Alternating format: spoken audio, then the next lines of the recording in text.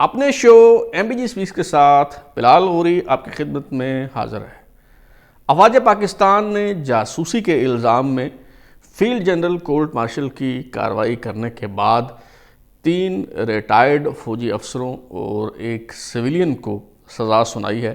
جن ریٹائرڈ فوجی افسروں کو سزا سنائی گئی ہے ان میں سے ایک فوجی افسر ایک بہت بڑے اور نامی گرامی ریٹائرڈ جرنیل کے بھتیجے ہیں، اور ایک سویلین جنہیں جاسوسی کے الزام میں فوجی عدالت نے سزا سنائی ہے۔ ان پر یہ الزام ہے کہ انہوں نے ایک اور نامی گرامی اور مشہور ریٹائرڈ جرنیل کے داماد کو یہ معلومات جو ہیں وہ فراہم کی ہیں، اور جو ریٹائرڈ جرنیل کے داماد ہیں ان کے بارے میں یہ دعویٰ کیا گیا ہے کہ وہ MI6 کے ایجنٹ ہیں۔ یہ معاملہ کیا ہے، کیسے شروع ہوا، کیسے آگے بڑھا، اس میں قابل اعتراض جو چیزیں ہیں اور مشکوک جو چیزیں ہیں وہ کیا ہیں، اسی حوالے سے آج جو ہے وہ ہم گفتگو کریں گے۔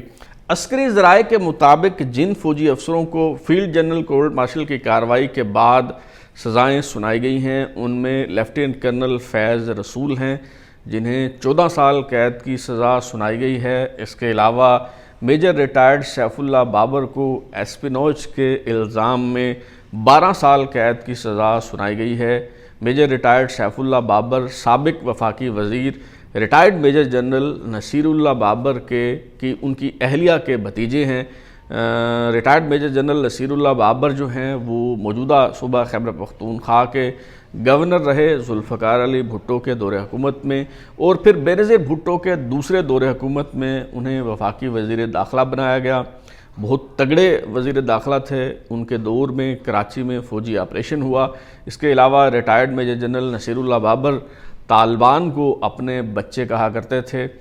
جیسے میں نے پہلے بتایا کہ میجر ریٹائرڈ سیف اللہ بابر جو ہیں وہ ان کی اہلیہ کے بھتیجے ہیں، اور جو میجر ریٹائرڈ سیف اللہ بابر جنہیں 12 سال قید کی سزا جو ہے وہ سنائی گئی ہے، ان کے والد نے بھی افواج پاکستان میں خدمات سر انجام دی ہیں۔ کرنل بشیر اللہ بابر جو ہیں انہوں نے 1965 کی جنگ میں بھی جو ہے وہ حصہ لیا ہے، اور تیسرے فوجی افسر جنہیں ایسپینوچ کے الزام میں سزا سنائی گئی ہے ان کا نام کرنل ریٹائرڈ اکمل ہے جنہیں 10 سال قید کی سزا سنائی گئی ہے، اور ایک سویلین بھی ہیں جنہیں جو ہے وہ 14 سال قید بامشقت کی سزا جو ہے وہ سنائی گئی ہے۔ تو یہ 3 فوجی افسر اور ایک سویلین ان پر الزام ہے ایسپینوچ کا کہ انہوں نے آفیشل سیکرٹ ایکٹ کی خلاف ورزی کی، اور دشمن کو جو ہے وہ پاکستان کی جو حساس معلومات ہیں قومی سلامتی کے لیے جو خطرناک ہو سکتی ہیں وہ فراہم کی گئی ہیں۔ سماجی کارکن جو عدیث خٹک جو ایمنسٹی انٹرنیشنل کے ساتھ بھی جو ہے وہ کام کرتے رہے ہیں، ان کا منگلا کور میں ٹرائل کیا گیا، اور اب سزا سنائے جانے کے بعد انہیں ڈسٹرکٹ جیل جہلم میں منتقل کر دیا گیا ہے۔ عدیث خٹک کا جو کیس ہے اس کا اگر ہم جائزہ لیں تو 13 نومبر 2019 کو جب وہ اکوڑا خٹک جا رہے تھے تو ثوابی انٹرچینج کے قریب ان کی گاڑی کو روکا گیا، اور انہیں جس انداز میں تحویل میں لیا گیا اسے اغوا ہی کہا جائے گا، کیونکہ کسی قسم کی کوئی اطلاع نہیں دی گئی ان کے اہل خانہ کو، اور بعد میں جب ڈرائیور کو چھوڑ دیا گیا تو ڈرائیور نے جو ہے وہ بتایا کہ اس طرح سے کچھ لوگوں نے جو ہے وہ عدیث خٹک کو تحویل میں لے لیا تھا گن پوائنٹ پر۔ 7 ماہ تک ان کے اہل خانہ عدیث خٹک کی بیٹیوں کو جو ہے وہ معلوم نہیں ہو سکا کہ ان کے والد عدیث خٹک کہاں ہیں، ان پر کیا الزام ہے، انہیں کیوں حراست میں لیا گیا ہے، کیوں تحویل میں لیا گیا ہے۔ اس کے بعد جو ہے وہ پشاور ہائی کورٹ میں اس حوالے سے ایک پٹیشن جو ہے وہ دائر کی گئی۔ عدیث خٹک جو ہے جیسے میں نے پہلے بتایا کہ ایمنسٹی انٹرنیشنل کے لیے کام کرتے رہے ہیں، انسانی حقوق کے لیے کام کرتے رہے ہیں، روس سے اینتھروپالوجی میں انہوں نے جو ہے وہ PhD کی ہوئی ہے۔ تو بہرحال 7 ماہ بعد وزارت دفاع نے عدالت میں یہ اعتراف کیا کہ ان کے ایک ذیلی محکمے کی تحویل میں ہیں عدیث خٹک، اور ان پر سنگین نوعیت کے جو ہیں وہ الزامات ہیں۔ پشاور ہائی کورٹ کے اس وقت کے جو چیف جسٹس تھے جسٹس وقار سیٹھ، ان کی سربراہی میں 2 رکنی بینچ، جس میں دوسرے جو آنریبل جج ہیں ان کا نام جسٹس ناصر محفوظ ہے، اس 2 رکنی بینچ نے 15 اکتوبر 2020 کو فیلڈ جنرل کورٹ مارشل کی کارروائی جو ہے وہ روکنے کا حکم دے دیا۔ عسکری ذرائع کے حوالے سے یہ دعویٰ کیا جاتا ہے کہ جی دیکھیں، جو آپ کے جو فیورٹ جج ہیں، جن کے بارے میں آپ سمجھتے ہیں کہ بہت اپرائٹ جج تھے، جسٹس وقار سیٹھ، ان کے سامنے کیس آیا اور انہوں نے بھی جب شواہد دیکھے تو انہوں نے فیلڈ جنرل کورٹ مارشل کی جو کارروائی ہے وہ روکنے کی استدعا جو ہے وہ منظور نہیں کی، انہوں نے اسٹے آرڈر نہیں دیا۔ حالانکہ یہ دعویٰ جو ہے وہ حقیقت پر مبنی نہیں ہے۔ میں نے جیسے عرض کیا کہ 15 اکتوبر 2020 کو جسٹس وقار سیٹھ اور جسٹس ناصر محفوظ پر مشتمل 2 رکنی بینچ نے فیلڈ جنرل کورٹ مارشل کی کارروائی روکنے کا حکم دیا، آرڈر پاس کیا کہ جب تک اس پٹیشن کی سماعت مکمل نہیں ہو جاتی، فیصلہ نہیں ہو جاتا، اس وقت تک جو ہے وہ کارروائی روک دی جائے۔ لیکن افسوسناک بات یہ ہوئی کہ 15 اکتوبر 2020 کو انہوں نے یہ حکم دیا اور 20 نومبر 2020 کو، یعنی ہارڈلی کوئی 1 مہینے بعد، جسٹس وقار سیٹھ کا کرونا کے باعث جو ہے وہ انتقال ہو گیا۔ اور جب یہ مقدمہ جو ہے، یہ پٹیشن دوبارہ جو ہے وہ ٹیک اپ ہوئی، ادریس کھٹک کے جو بھائی ہیں ڈاکٹر اویس کھٹک، انہوں نے پشاور ہائی کورٹ میں پٹیشن دائر کی ہوئی تھی۔ 1 فروری 2021 کو جو نئے چیف جسٹس ہیں، جسٹس قیصر رشید، جو ابھی پشاور ہائی کورٹ کے چیف جسٹس ہیں، ان کی سربراہی میں ایک اور 2 رکنی جو بینچ ہے اس نے اس معاملے کی سماعت کی۔ دوسرے جو جج صاحب تھے جسٹس ارشد علی ہیں، آنریبل جسٹس، تو اس 2 رکنی بینچ نے اس پٹیشن کو خارج کر دیا اور جو دونوں درخواستیں تھیں پٹیشن کی طرف سے وہ مسترد کر تھیں۔ اس میں سے ایک درخواست یہ تھی کہ جو فیلڈ جنرل کورٹ مارشل کی کارروائی ہے وہ ادریس کھٹک کے خلاف وہ روکی جائے، کیونکہ کسی سویلین کا جو کورٹ مارشل ہے وہ نہیں کیا جا سکتا۔ اور دوسری استدعا جو ہے وہ یہ تھی کہ انہیں عدالت میں پروڈیوس کیا جائے، ادریس کھٹک کو عدالت میں جو ہے وہ پیش کیا جائے۔ تو honourable chief justice Peshawar high court justice Qaiser Rashid اور جسٹس ارشد علی پر مشتمل اس 2 رکنی بینچ نے یہ دونوں استدعا جو ہے یہ مسترد کر دی پٹیشنر کی، اور پٹیشن بھی جو ہے وہ خارج کر دی گئی۔ یوں اس کے بعد جو ہے وہ یہ مقدمہ آگے بڑھا، منگلا کور میں جو ہے وہ ان کا ٹرائل کیا گیا، ان کے خلاف فیلڈ جنرل کورٹ مارشل کی کارروائی کی گئی اور ابھی انہیں 14 سال کی قید سنائے جانے کے بعد ڈسٹرکٹ جیل جہلم میں جو ہے وہ منتقل کر دیا گیا۔ میری اس حوالے سے میں نے مختلف جو فریقین ہیں ان سے رابطہ کر کے حقائق تک پہنچنے کی جو ہے وہ جستجو کی ہے۔ ادریس کھٹک صاحب کی جو فیملی ہے اور ان کے جو وکلاء ہیں ان سے بات ہوئی ہے، عسکری حکام سے بھی میں نے یہ جاننے کی کوشش کی کہ اصل میں جو ہے یہ معاملہ کیا ہے۔ تو پہلے تو میں آپ کو بتاتا ہوں کہ پشاور ہائی کورٹ میں جب پٹیشن دائر کی گئی تو وہاں پہ حکومت کی طرف سے اور جو افواج پاکستان کے حکام ہیں ان کی طرف سے کیا موقف جو ہے وہ اختیار کیا گیا اور کس قسم کے جو چارج شیٹ ہے وہ عدالت میں پیش کی گئی۔ تو جناب یہ جو فروری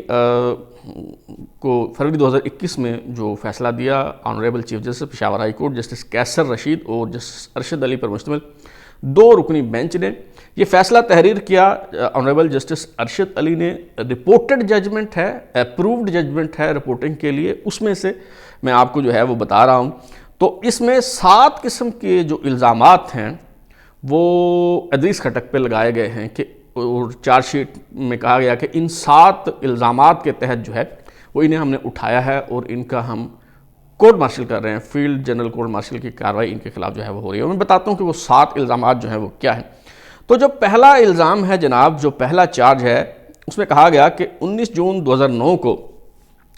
ادریس کھٹک نے MI6 کے ایجنٹ مائیکل سیمپل کو افواج پاکستان کی نقل و حرکت کے حوالے سے جو معلومات ہیں وہ مہیا کی۔ انہوں نے بتایا کہ چارمنگ شہر اور نواگئی میں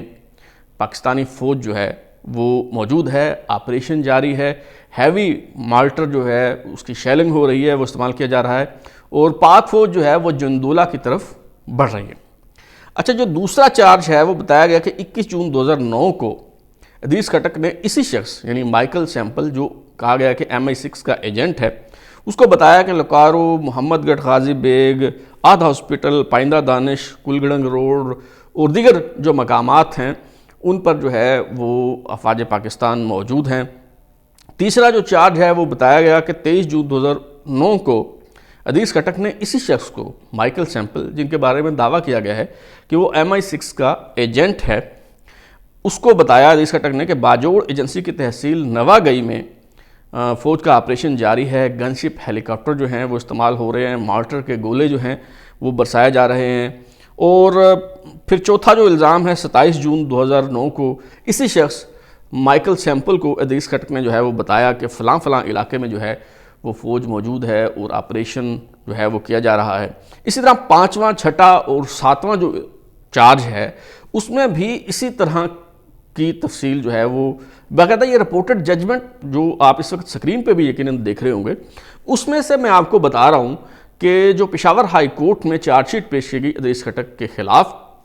اس میں یہ جو 7 الزامات لگائے گئے اس 7 کے 7 یہی ہیں کہ ادریس خٹک نے مائیکل سیمپل نامی شخص کو افواج پاکستان کی نقل و حرکت کے حوالے سے معلومات جو ہیں وہ فراہم کی، اور مائیکل سیمپل جو ہے وہ MI6 برطانوی خفیہ ادارے MI6 کا ایجنٹ ہے۔ تو اس کو انہوں نے بتایا کہ فوج جو ہے وہ فلاں علاقے میں آپریشن کر رہی ہے، گن شپ ہیلی کاپٹر استعمال ہو رہے ہیں، مارٹر کے گولے جو ہیں وہ داغے جا رہے ہیں، یہ علاقہ جو ہے وہ فوج نے کلیئر کر دیا ہے، اب اس علاقے میں جو ہے وہ آپریشن ہو رہا ہے۔ اچھا، پہلی بات تو یہ ہے کہ یہ جو الزامات ہیں، یہ جو چارج شیٹ ہے افواج پاکستان کی نقل و حرکت کے حوالے سے کہ جی اس وقت وزیرستان میں آپریشن ہو رہا ہے، اس وقت جی باجوڑ ایجنسی کی تحصیل نواگئی میں جو ہے وہ آپریشن ہو رہا ہے، گن شپ ہیلی کاپٹر استعمال ہو رہے ہیں، مارٹر کے گولے جو ہیں وہ داغے جا رہے ہیں، یہ علاقہ جو ہے وہ کلیئر کر دیا گیا ہے، کیا یہ حساس اور خفیہ معلومات ہیں؟ آپ نے نوٹ کیا ہوگا کہ جب یہ آپریشن ہو رہا تھا، یہ بات ہو رہی ہے 2009 کی، جب یہ آپریشن ہو رہا تھا تو ISPR کی طرف سے باقاعدگی کے ساتھ روزانہ کی بنیادوں پر یہ تفصیل فراہم کی جاتی تھی کہ افواج پاکستان نے فلاں علاقہ کلیئر کر دیا ہے، فلاں علاقے میں افواج پاکستان کا جو آپریشن ہے وہ جاری ہے۔ باقاعدہ اخبارات میں سرخیاں لگتی تھیں کہ گن شپ ہیلی کاپٹر استعمال ہو رہے ہیں، مارٹر کے گولے جو ہیں وہ داغے جا رہے ہیں، اب فلاں علاقے کی طرف جو ہے وہ فوج بڑھ رہی ہے، فلاں علاقے کو کلیئر کر دیا گیا ہے۔ تو گویا ایسی معلومات جو بچے کو معلوم تھیں، جو مین سٹریم میڈیا میں جو معلومات آ رہی تھیں، جو آفیشیلی معلومات دستیاب تھیں، وہ بتائی جا رہی تھیں، MI6 کے ایجنٹ کو وہ معلومات ادریس خٹک کے ذریعے جاننے کی کیا ضرورت تھی؟ یہ پہلا سوال ہے۔ دوسرا سوال یہ ہے کہ یہ جو MI6 کا ایجنٹ کہا جا رہا ہے جس شخص کو مائیکل سیمپل، یہ مائیکل سیمپل نامی شخص جو ہے وہ ہے کون؟ تو جناب مائیکل سیمپل جو ہیں وہ افواج پاکستان کے ریٹائرڈ میجر جنرل ابوبکر عثمان مٹھا کے داماد ہیں۔ میجر جنرل ابوبکر عثمان مٹھا جو ہیں انہیں SSG کا گاڈ فادر کہا جاتا ہے، کیونکہ انہوں نے اسپیشل سروسز گروپ کا جو چراٹ میں ٹریننگ سینٹر ہے اس کی انہوں نے بنیاد رکھی، اور SSG کو کھڑا کرنے والا جو ہے وہ یہ شخص ہے جس کا نام ہے میجر جنرل ابوبکر عثمان مٹھا۔ جنرل یحییٰ خان کے دور میں میجر جنرل ابوبکر عثمان مٹھا جو ہیں وہ کوارٹر ماسٹر جنرل جو ہے وہ رہے ہیں۔ انہوں نے ابوبکر عثمان مٹھا نے اپنی یادداشتوں پر مبنی ایک کتاب بھی جو ہے وہ تحریر کی ہے جو خاصی مقبول ہوئی تھی۔ تو میجر جنرل ابوبکر عثمان مٹھا جو ہیں ان کی اہلیہ اندو مٹھا جو ہیں وہ اپنے وقت کی جو ہے وہ بہت زبردست رقاصہ ہوا کرتی تھیں، اور بعد میں جب ابوبکر عثمان مٹھا جو ہے وہ ریٹائر ہو گئے، وہ علیل تھے، یا ان کے انتقال کے بعد بھی جو اندو مٹھا ہیں انہوں نے لاہور میں ایک ڈانس کھانے کے لیے، رقص کھانے کے لیے ایک اکیڈمی بھی جو ہے وہ کھولی جس کا نام تھا تحریمہ مٹھا ڈانس کمپنی۔ تو اس تحریمہ مٹھا ڈانس کمپنی جو ہے یہ دراصل اندو مٹھا اپنی بیٹی تحریمہ مٹھا کے ساتھ جو ہے وہ مل کے جو ہے وہ چلایا کرتی تھیں، اور ابھی تو وہ خاصی ضعیف ہیں جو اندو مٹھا ہیں۔ تو بعد میں جب وہ یہ اکیڈمی چلانے کے قابل جو ہے وہ نہیں رہی تو ان کی بیٹی تحریمہ مٹھا جو ہیں جو خود ایک بہت اچھی کلاسیکل ڈانسر اور رقاصہ ہیں، وہ اس اکیڈمی جو ہے وہ چلاتی رہی ہیں۔ تو بہرحال یہ جو مٹھا فیملی کا معاملہ ہے، یہ چونکہ ہمارا موضوع نہیں ہے تو ہم آگے بڑھتے ہیں۔ تو میجر جنرل ابوبکر عثمان مٹھا کی جو دونوں بیٹیاں ہیں، تحریمہ مٹھا اور یمیمہ مٹھا، ان دونوں کی شادیاں غیر ملکیوں سے ہوئیں، اور تحریمہ مٹھا کو فی الحال ہم ان کا معاملہ جو ہے وہ یہی چھوڑتے ہیں، اور یمیمہ مٹھا کے شوہر جو ہیں جن کا نام مائیکل سیمپل ہے، ان کی ہم بات کرتے ہیں چونکہ وہ ریلیونٹ ہیں۔ تو 1985 میں یمیمہ مٹھا کی شادی ہوئی آئرلینڈ کے شہری مائیکل سیمپل سے۔ اس وقت میجر جنرل ابوبکر عثمان مٹھا جو ہیں وہ حیات تھے، اور ان کی زندگی میں ہی جو ہے وہ یمیمہ مٹھا کی شادی مائیکل سیمپل سے ہوئی۔ تو مائیکل سیمپل جو ہیں جن کا تعلق آئرلینڈ سے ہے، وہ ایک ڈپلومیٹ بھی انہیں کہا جا سکتا ہے، اور افغان اور پاکستانی امور پر جو ہے وہ انہیں خاصی دسترس حاصل ہے۔ بون کانفرنس 2001 میں جرمنی میں جو کانفرنس ہوئی تھی، جس میں افغانستان کی عبوری حکومت کے حوالے سے فیصلہ کرنا تھا، اس میں مائیکل سیمپل نے بڑا اہم کردار ادا کیا۔ یورپی یونین کے ڈپٹی ریپریزنٹیٹو ہوا کرتے تھے افغانستان میں۔ 2007 میں حامد کرزئی نے انہیں ناپسندیدہ ترین شخصیت قرار دے کے جو ہے وہ ملک سے نکال دیا۔ تو جب یہ سارا معاملہ جو ہے وہ آیا اخبارات میں، یہ ادریس خٹک کے حوالے سے، اور جو پشاور ہائی کورٹ میں پٹیشن دائر کی گئی تھی، اس میں جب تفصیل بتائی گئی، سرکاری سطح پہ یہ بتایا گیا کہ یہ چارج شیٹ ہے ادریس خٹک کے خلاف، اور وہ چارج شیٹ یہ ہے کہ مائیکل سیمپل نامی شخص جو MI6 کا ایجنٹ ہے، اسے جو ہے وہ یہ معلومات فراہم کیے ہیں۔ تو ویسے بھی ایک بات ناقابل فہم تھی کہ ایک آئرلینڈ سے تعلق رکھنے والا ایک شخص جس نے اپنے بچوں کو بھی جو ہے وہ آئرلینڈ کے ایک سکول میں جو ہے وہ تعلیم دلوائی ہے۔ آپ جانتے ہوں گے کہ آئرلینڈ کی جدوجہد آزادی کے حوالے سے کہ کس طرح سے برطانوی استعمار کے خلاف جو ہے وہ آئرلینڈ کے لوگوں نے جو ہے جدوجہد کی ہے۔ تو آئرلینڈ کا ایک شہری جو ہے وہ MI6 کا ایجنٹ کیسے ہو سکتا ہے؟ بہرحال چلیں، بالفرض محال ہو بھی سکتا ہے۔ تو ایک خط لکھا 7 فروری 2021 کو یمیمہ مٹھا نے، جو ڈان اخبار میں جو ہے وہ شائع ہوا۔ اس خط میں انہوں نے اپنی جو ان کی فیلنگز تھیں اس حوالے سے، اس کا انہوں نے جو ہے وہ اظہار کیا۔ اس میں انہوں نے اپنی اور ان کی جو مائیکل سیمپل کی شادی ہے اس حوالے سے جو ہے وہ بتایا، اور باقی تفصیلات جو ہیں وہ انہوں نے بیان کی، اور انہوں نے بتایا کہ جی میرے شوہر جو ہے ان کا MI6 سے قسم کا کوئی تعلق جو ہے وہ نہیں ہے، اور بتایا کہ جی وہ 1985 میں ہماری شادی ہوئی، اور اس کے بعد میں چونکہ پاکستان سے باہر نہیں جانا چاہتی تھی، تو لہٰذا مائیکل سیمپل جو ہے وہ پاکستان منتقل ہو گئے، اور یہاں وہ کام کرتے رہے، اور 2016 تک وہ پاکستان میں رہے، جب تک کہ انہیں پاکستان کے سیکورٹی اداروں کی طرف سے یہ نہیں بتایا گیا کہ آپ کی زندگی کو جو ہے وہ خطرات لاحق ہیں۔ تو اس میں انہوں نے کہا، خط میں بڑی ایسی ہارٹ ٹچنگ باتیں جو ہیں وہ انہوں نے لکھی ہیں۔ انہوں نے کہا کہ میرے جو والد ہیں وہ جب ریٹائر ہوئے تو ان کے پاس سوزوکی FX کار بھی جو ہے وہ نہیں تھی، اپنا گھر نہیں تھا۔ انہوں نے کہا کہ میرے والدین جو ہے وہ میرے ساتھ میرے گھر میں رہتے رہے، اور میرے گھر میں ہی میرے والد کی جو ہے وہ وفات ہوئی۔ اور ایک اور بڑا سینٹیمنٹل انہوں نے جملہ جو ہے وہ لکھا ہے۔ انہوں نے کہا کہ میرے والد کو بھارتی ایجنٹ جو ہے وہ کہا جاتا تھا جب وہ سروس میں تھے، اور اب میرے شوہر کو جو ہے MI6 کا ایجنٹ جو ہے وہ کہا جا رہا ہے، اور یہ بات جو ہے وہ بہت افسوسناک بھی ہے اور بہت دردناک بھی ہے۔ ویسے کامن سینس کی بات ہے کہ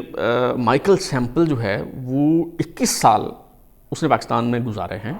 یہاں اسلام آباد میں، راولپنڈی میں، پاکستان کے دیگر شہروں میں بے شمار لوگوں سے اس کی دوستی رہی، بے شمار لوگوں سے اس کا ملنا جلنا رہا۔ کوئی اگر میں کہوں کہ لاکھوں نہیں تو کم از کم ہزاروں یا کم از کم سینکڑوں لوگوں سے تو اس کا بہت تعلق جو ہے وہ رہا ہوگا، ملاقاتیں رہی ہوں گی، خیالات کا تبادلہ ہوا ہوگا۔ اگر مائیکل سیمپل سے تعلق اور دوستی اور اس سے معلومات کا تبادلہ جو ہے وہ جرم قرار پاتا ہے، تو پھر تو سینکڑوں پاکستانی شہریوں کو پکڑ کے اور جاسوسی کے الزام میں ان کا جو ہے وہ ٹرائل کرنا پڑے گا۔ لیکن ابھی کہانی جو ہے اس نے ایک نیا موڑ لے لیا ہے۔ جیسے میں نے بتایا کہ پشاور ہائی کورٹ کی جو رپورٹڈ ججمنٹ ہے، اس میں جو 7 الزامات پر مشتمل چارج شیٹ ہے، اس میں یہی لکھا گیا ہے کہ مائیکل سیمپل برطانوی MI6 کا ایجنٹ ہے، اور اسے یہ معلومات جو ہیں وہ ادریس خٹک نے فراہم کی۔ لیکن ابھی جب میری عسکری ذرائع کے حوالے سے جو ہے وہ گفتگو ہوئی اور میں نے یہ جاننے کی کوشش کی کہ اس پہ الزامات کیا ہیں، تو مجھے کوئی اور ہی کہانی جو ہے وہ بتائی گئی ہے، اور مجھے بتایا گیا ہے کہ جی جو ادریس خٹک صاحب ہیں وہ MI6 کے لیے کام نہیں کر رہے تھے، وہ تو CIA کے لیے کام کر رہے تھے. اور CIA کے لیے میں نے پوچھا جی کیا کام کر رہے تھے، تو بتایا گیا کہ جی یہ جو ڈرون حملے ہوتے تھے تو یہ انہیں جو لوکیشنز بتاتے تھے اور CIA والے انہیں سم فراہم کرتے تھے، چپ جو ہے وہ دیتے تھے، اور یہ جو لا کے وہ کسی کے گھر پہ جو ہے وہ لگا دیتے تھے اور وہاں پہ پھر جو ہے وہ ڈرون حملہ ہو جاتا تھا. تو یہ تو انہوں نے بڑی زیادتی کی ہے کہ انہوں نے بے گناہ لوگوں کو جو ہے وہ مروایا ہے. ان کے چپیں لگانے کی وجہ سے یا ان کے سمیں لگانے کی وجہ سے جو ہے وہ کئی جگہوں پہ ڈرون حملے ہوئے اور ان میں بے گناہ لوگ جو ہیں وہ مارے گئے. تو لہٰذا یہ جو اس کے آفیشیل سیکریٹ ایکٹ کی خلاف ورزی اور اسپینوج کے جو مرتکب تو ہوئے ہیں، لیکن یہ MI6 کے لیے کام نہیں کر رہے تھے بلکہ یہ CIA کے لیے کام کر رہے تھے. تو سوال یہ پیدا ہوتا ہے کہ کیا پشاور ہائی کورٹ میں جھوٹ بولا گیا یا اب غلط بیانی کی جا رہی ہے؟ ظاہر ہے دونوں میں سے ایک بات تو جو ہے وہ غلط ہے. اور اگر بالفرض محال یہ بیک وقت MI6 اور CIA کے لیے کام کر رہے تھے تو یہ CIA والی جو بات ہے یہ پشاور ہائی کورٹ میں کیوں نہیں بتائی گئی؟ ظاہر ہے جب پشاور ہائی کورٹ میں یہ پٹیشن جو ہے وہ زیر سماعت ہوئی اور فیصلہ آیا، اس وقت تک ان کو حراست میں لیے ہوئے تقریباً 1.5 سے 2 سال جو ہیں وہ ہو چکے تھے، اور جو تفتیش کے دوران معلومات حاصل کرنی تھیں وہ کی جا چکی ہوں گی. تو اس وقت پشاور ہائی کورٹ میں یہ کیوں نہیں بتایا گیا کہ یہ CIA کے لیے کام کر رہے تھے؟ یا کہیں ایسا تو نہیں کہ بعد میں احساس ہوا کہ یہ جو الزامات لگائے ہیں یہ تو اتنے بھونڈے ہیں، یہ تو اتنے بے بنیاد ہیں، یہ تو اتنے مضحکہ خیز ہیں کہ اس کے بنیاد پر سزا ہو نہیں پائے گی، لہٰذا پھر ایک نئی چارج شیٹ جو ہے وہ تیار کی گئی. اسی طرح اگر یہ MI6 کے ایجنٹ تھے مائیکل سیمپل، تو سوال یہ ہے کہ کیا انہیں حراست میں لیا گیا؟ بالکل نہیں. کیا انہیں گرفتار کیا گیا؟ بالکل نہیں. کیا ان کے خلاف کوئی مقدمہ بنایا گیا؟ بالکل نہیں. لیکن ادریس خٹک صاحب کو جو ہے وہ آپ نے ان کا ٹرائل کر کے جو ہے وہ انہیں لٹکا دیا ہے. تو گزارش یہ ہے کہ جب آپ پہلی بات تو یہ کہ کسی سویلین کا کورٹ مارشل کرنے کی جو گنجائش ہے وہ نہ ہونے کے برابر ہے. اگرچہ ہوتے رہے ہیں لیکن جو ماضی کے عدالتی فیصلے ہیں وہ یہ بتاتے ہیں کہ یہ جو ایوب خان کے دور میں آرمی ایکٹ میں ایک ترمیم کی گئی اور سویلینز کا کورٹ مارشل کرنے کی گنجائش جو پیدا کی گئی، عدالتی نظائر جو ہیں وہ یہ بتاتے ہیں کہ اس کی گنجائش موجود نہیں ہے. لیکن خواہ کوئی سویلین ہو یا کوئی ریٹائرڈ فوجی افسر ہو، ریٹائرڈ فوجی افسر بھی ظاہر سویلین ہی ہوتا ہے، تو جب آپ اس کا ٹرائل کرتے ہیں، اپنے شہریوں کو ٹرائل کرتے ہیں اور اس قدر سنگین اس پہ الزام ہے، اسپینوج کا اس پہ الزام ہے، دشمن کے لیے جاسوسی کرنے کی جو ہے وہ چارج شیٹ ہے، تو پھر میرے خیال میں کہ جو ٹرائل ہے اس کو شفاف ہونا چاہیے، اس کو اپنی صفائی کا پورا موقع جو ہے وہ فراہم کیا جانا چاہیے. آپ ایک بندے کو اچانک اٹھا لیتے ہیں، 7 ماہ تک اس کے گھر والوں کو معلوم ہی نہیں ہوتا کہ ان کا باپ، ان کا بیٹا، ان کا بھائی جو ہے وہ کہاں ہے، کس الزام میں اسے اٹھایا گیا ہے، کیا اس پہ چارجز ہیں. ہونا تو یہ چاہیے کہ یہ جو گنجائش پیدا کی گئی ایوب خان کے دور میں آرمی ایکٹ کے تحت، اس کے تحت بھی آپ پابند ہیں کہ آپ کسی بندے کو، سویلین کو اگر آپ اٹھاتے ہیں آفیشیل سیکریٹ ایکٹ کی خلاف ورزی کے الزام میں، آرمی ایکٹ میں جو 21D کے نام سے ایک ترمیم کی گئی تھی اس کے تحت جب آپ اسے اٹھاتے ہیں تو آپ کو متعلقہ جو مجسٹریٹ ہے اس سے آپ نے اریسٹ وارنٹ حاصل کرنا ہے، متعلقہ جو تھانہ ہے اس میں آپ نے FIR درج کرانی ہے. لیکن آپ ان SOPs کو فالو کیے بغیر ایک بندے کو اٹھا لیتے ہیں اور 6 مہینے سال جو ہے وہ پتہ نہیں چلتا کہ بندہ کہاں گیا، کس نے اسے اٹھایا. تو اسے تحویل میں لینا یا گرفتار کرنا ظاہر ہے نہیں کہا جاتا، بلکہ اسے اغوا کرنا یا لاپتہ کرنا ہی جو ہے وہ کہا جائے گا. مقرر ارشاد ہے کہ جب آپ کسی کو گرفتار کرتے ہیں تو ایک تو پراپر پروسیجر جو ہے وہ اڈاپٹ کرنا چاہیے، دوسرا جو ٹرائل ہے اس میں شفافیت ہونی چاہیے، اور تیسری بات یہ ہے کہ جب آپ اس قدر سنگین قسم کا الزام کسی پہ لگا رہے ہیں اور اس میں سزا بھی سنا رہے ہیں تو اس میں کوئی شواہد جو ہیں وہ اس جرم کو، اس الزام کو ثابت کرنے کے لیے موجود ہونا چاہیے. مثال کے طور پہ اگر کوئی بندہ CIA کے لیے کام کر رہا ہے تو اس نے کچھ نہ کوئی فائدہ تو حاصل کیا ہوگا، تو آپ بتائیں نا کہ اس کو وہ CIA والے کیسے ادائیگی کر رہے تھے. اگر فائنینشلی وہ اس طرح سے پیسے نہیں دے رہے تھے, وہ کسی بندے کو نوازنے کے, میں مانتا ہوں کہ بہت سارے طریقے ہوتے ہیں, تو جو بھی فائدہ اس نے اٹھایا ہے, مثلا اگر اس نے اپنے بیٹے کو, اپنی بیٹی کو امریکہ سیٹل کرایا ہے, اگر کوئی اور فائدہ جو ہے وہ لیا ہے, کوئی عہدہ حاصل کیا ہے, مطلب جتنے بھی نوازنے کے طریقے ہو سکتے ہیں, تو بتایا جائے نا کہ CIA کے لیے یہ بندہ کام کر رہا تھا اور